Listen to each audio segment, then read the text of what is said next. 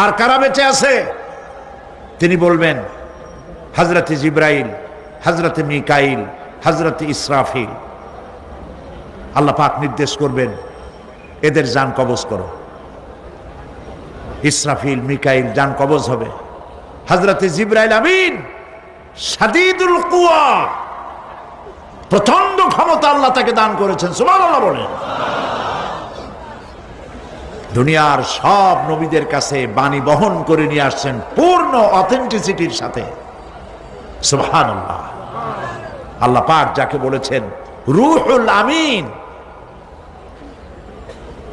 নবী করিম সাল্লাল্লাহু আলাইহি ওয়াসাল্লামের মেরাজের রাত্রে যে কথা বলা হয়েছে, ওয়ালাকাদ রাহু বিল উফুকিল মুবিন, পশ্চিম দিক বলয় তিনি যা দেখতে পেয়েছিলেন, তাফসীর বলছে হযরতে জিবরাইলের পূর্ণ আকৃতিতে নবী করিম সাল্লাল্লাহু আলাইহি ওয়াসাল্লাম তাকে দেখতে পেয়েছিলেন। হযরতে জিবরাইল যখন দুনিয়া আসেন, কোন কোন কিতাবে লেখা হয়েছে 600 ডানা আছে তার, 2 ঝাপটায় আকাশ থেকে জমিনে চলে আসেন, সুবহানাল্লাহ। হযরতে জিবরাইলকে আল্লাহ পাক বলবেন তাকে মওত দাও, হযরতে জিবরাইলও বিদায় হয়ে যাবে।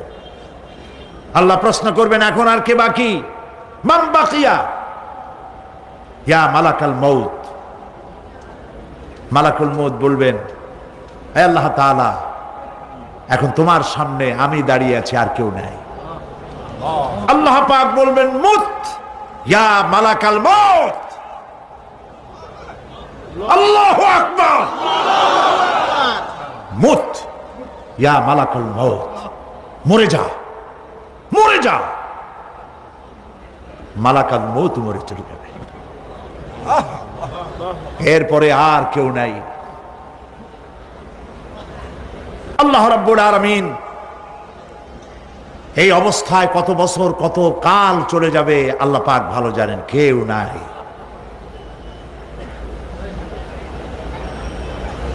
আজকের রাজত্ব কার? আল্লাহ প্রশ্ন করবেন আজকের রাজত্ব কার? আল্লাহ পাক আওয়াজ দিবেন, বলবেন আজকের রাজত্ব কার?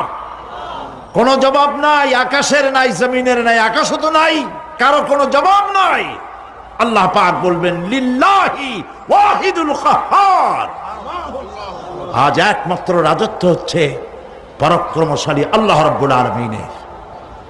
আল্লাহ পাক বলবেন ইয়া দুনিয়া আইনা শুজারুকি, হে পৃথিবী তোর গাছগুলা কই? ইয়া দুনিয়া আইনা জিবালুকি, হে পৃথিবী তোর পাহাড়গুলা কই? আইনাল জব্বারিন, স্বৈরাচারেরা কোথায়? কারো কোনো জবাব হবে না।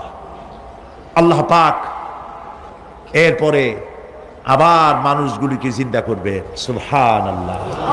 ওয়া ইযাল কুবুরু বু'সিরাত, যা কিছু মাটির মধ্যে লুক্কায়িত ছিল সবগুলি আল্লাহ পাক বের করে নিয়ে আসবেন।